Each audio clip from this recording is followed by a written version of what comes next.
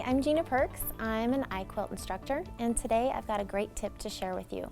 We're going to learn how to do clamshell designs with a grid. So based on a grid, we can quickly and easily stitch through a great clamshell design that looks real intricate, and it's quick and easy to do. We're going to have some great even spacing going on here. So what I've done is I've started with a temporarily marked grid.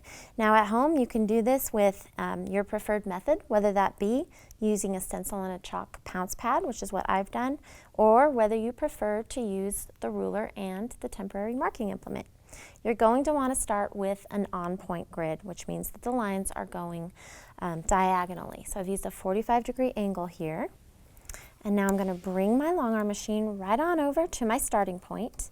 I'm going to start in right on the edge there. I'm going to bring my bobbin thread right on up to the top and take a couple of securing stitches by raising and lowering the needle. Now I'm ready to start stitching. And I'm going to, first let me show you what your eyes are going to be doing as you're stitching. So you can see that I'm working in kind of a zigzag pattern here. And I'm aiming for the intersection points. So my eyes are going to be moving from one point to the next. So instead of fixating on your needle, you're going to want your eyes to just wander over to that next target. And it's just a very simple scallop edge,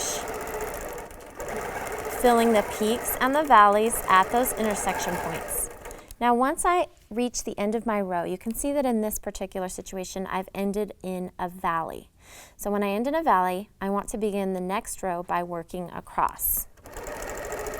Now as I work up, I want to line up my peaks with my valleys above. So they're just going to line up like so.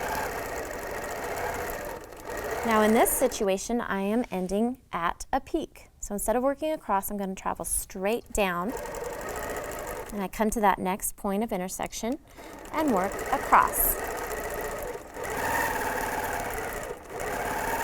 Working right on through that design, lining up your peaks with your valleys above.